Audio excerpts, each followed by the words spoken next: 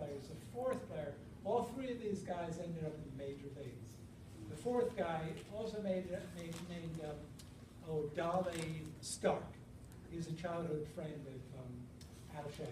Both grew up in the Bronx on the site of the old Yankee Stadium.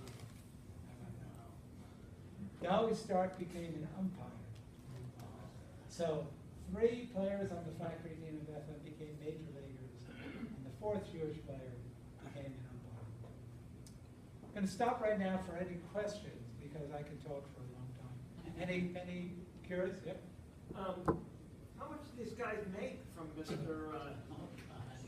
Well, the good players, the Steel Baron? the good players like Ruth and Shoeless Joe made $250 a game. 250 or Yeah. 2,000? 250 a game. And somewhere around retainers of 500 a month. Babe Ruth was. Was this a step down from their salaries? For some, it was a step up.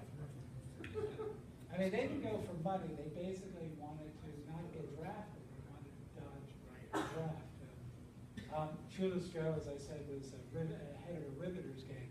Even Tom Keady, the manager of the Bethlehem factory team, worked in the open hearth at Bethlehem Steel. So not managers. Everybody had to do some job, whether it was nominal or more important. Yes, sir, the Boston Cap with the Steelworkers Archives. Was there any real famous players that played at the local plant team? Let's see here. No. The fun thing about this research is that these players were well known at the time. Jeff Tesreau had played for the Giants in the 1917 World Series against Shoeless Joe Jackson and the White Sox. He won, I think, 140 or so games. It's not in the Hall of Fame, but his ERA, lifetime ERA, is 2.79. You know, these guys are really good. Let's go to pop culture. Yes, sir. Jeff. Another Jeff. That Bethlehem Steel factory team, did it have a nickname, like maybe the Yankees or something like that? I wish it did. Let me think about that. My research here in the microfilm, I surveyed microfilm stories from the old Globe paper at Bethlehem. There was a guy named John Nonamaker who was the chief sports writer, and his colorful, his purple language, kind of Victorian language, is very fun.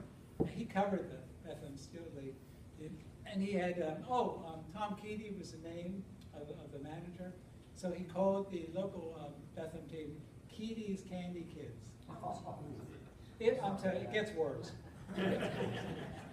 So you asked if there were famous people. This guy was a famous person as a scout. This is Charles Pop Kelchner. Grew up in Berks County, graduated from Lafayette, my alma mater, where I pitched, by the way. So, but this is a fascinating guy. At this point, in 1918, he was a scout for the St. Louis Browns.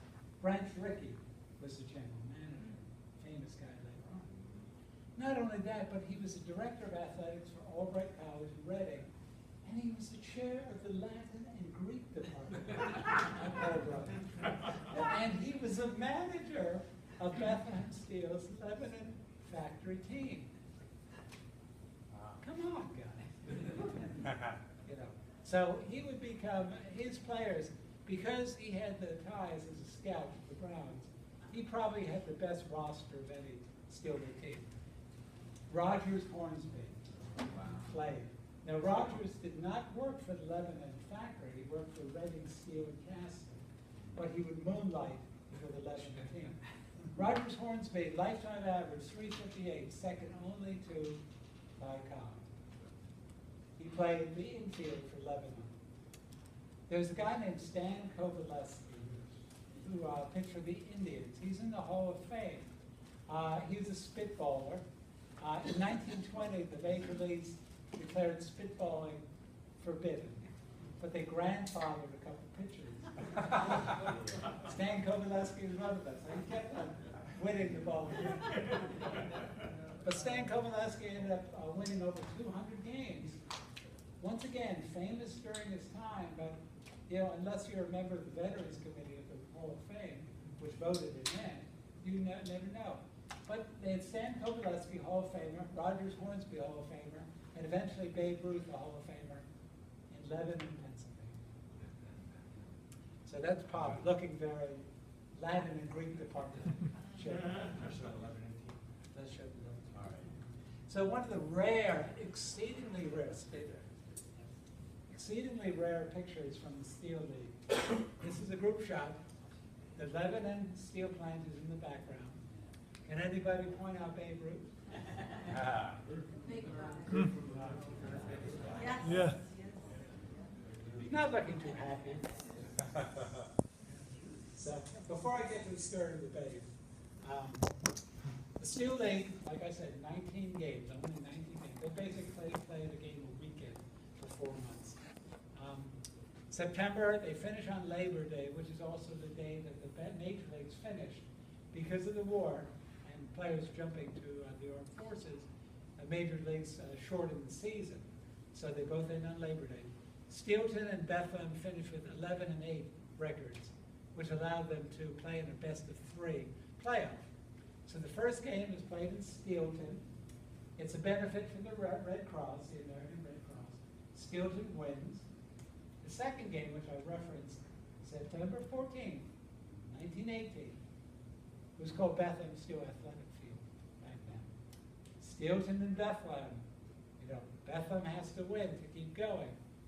So, at second base for the Steelton team is Joe McCarthy.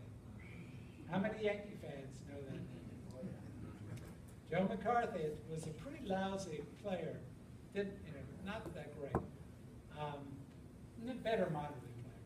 But Joe McCarthy would join the Yankees as manager with Babe Ruth and Lou Gehrig and Joe Gehman. He'd win 7 championships in his 15 years as the Yankees manager. Joe McCarthy was in Bethlehem, Pennsylvania on September 14, 1918. The other future Hall of Famer pitching for Steelton was Eddie Plank, that Buick dealer from Gettysburg. They used to call him Gettysburg Eddie. So, in my research, by the way, looking through old copies of the Bethlehem Booster, wonderful stories. And Eddie Plank lost to the Bethlehem team. He lost 6-zip, gave up 13 hits. They really knocked him around. So the Bethlehem, whoever wrote for the Booster took pity on him and called him a gentle